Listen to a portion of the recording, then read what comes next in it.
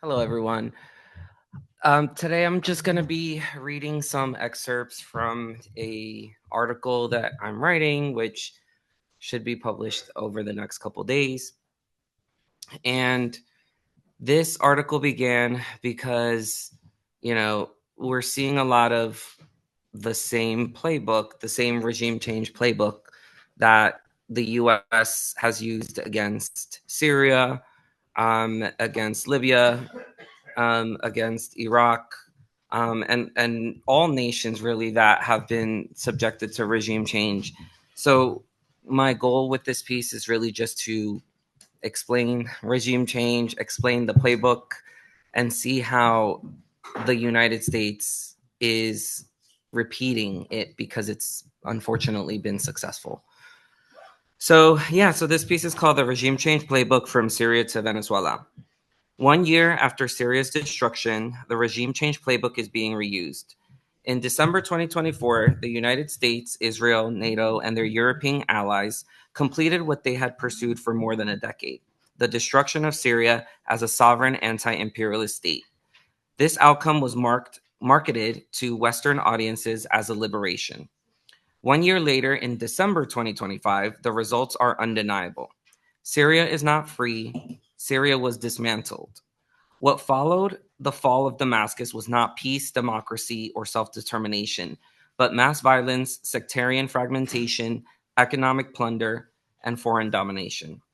Syria today stands as a living case study of what regime change actually produces, and as a warning of what awaits Venezuela if the same imperial playbook is allowed to run its course again. What regime change really is: regime change is not a response to dictatorship. It is a long-term imperial strategy designed to destroy political sovereignty and force nations into submission. The countries targeted for regime change share common characteristics. They assert control over their natural resources. They pursue nationalization or socialist-oriented development. They reject US NATO military alignment. They build multipolar relationships outside Western control. And they resist Israeli regional dominance. Syria and Venezuela were not targeted because they were uniquely authoritarian. They were targeted because they were independent.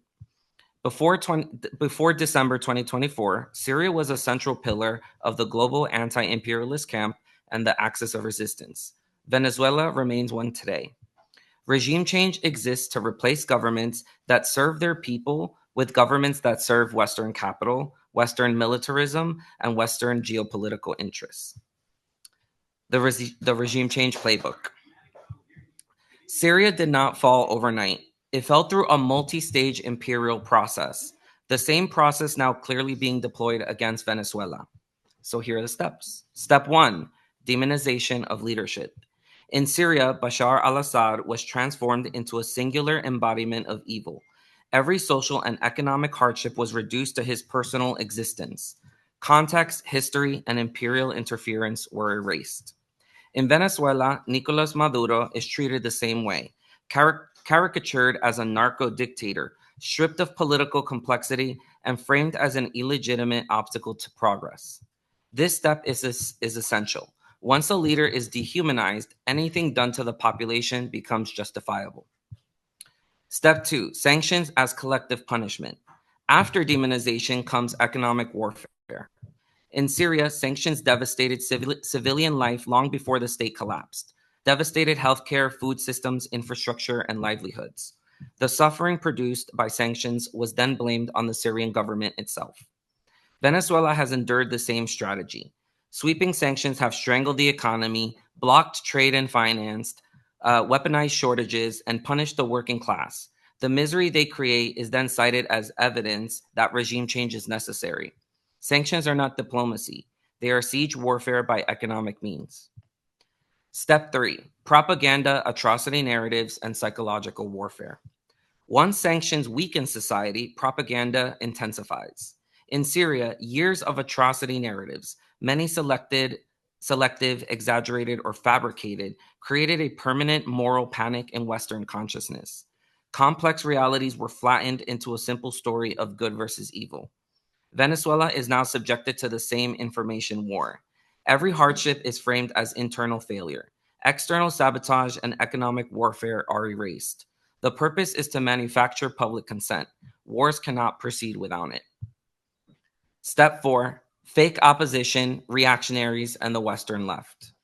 No regime change operation succeeds without reactionary collaborators, especially within diaspora communities in the West.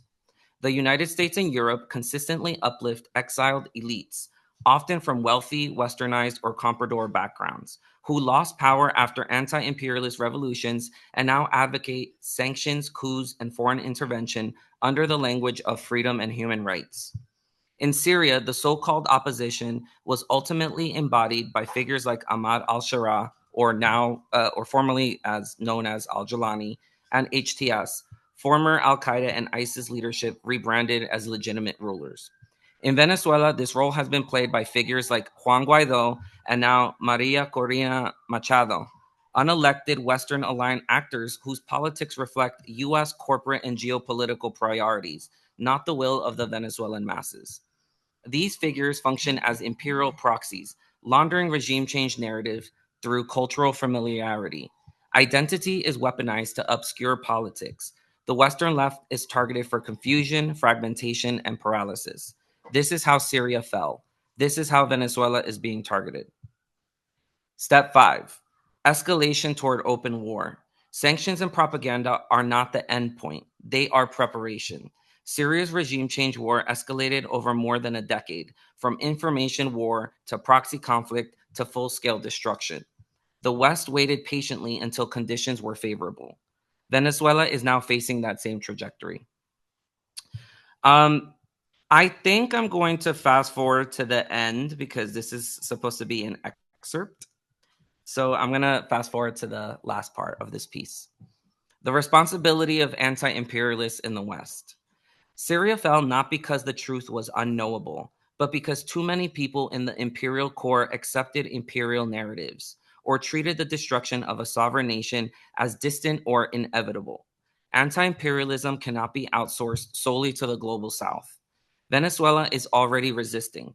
The responsibility lies with those of us living inside the imperial core to oppose sanctions, reject propaganda, expose regime change lies, and resist our own government's war projects. Syria was not the first victim of regime change, and it will not be the last. But Syria shows with brutal clarity what happens when this imperial strategy succeeds. Venezuela now stands at the same threshold. The playbook is the same, the sequence is the same, only the target has changed. If Syria teaches us anything, it is that silence, confusion, and misplaced neutrality are forms of complicity. Venezuela will not fall because it failed to resist. It will fall only if people inside the imperial core fail to resist their own empire. And that is a lesson we cannot afford to ignore. Thank you.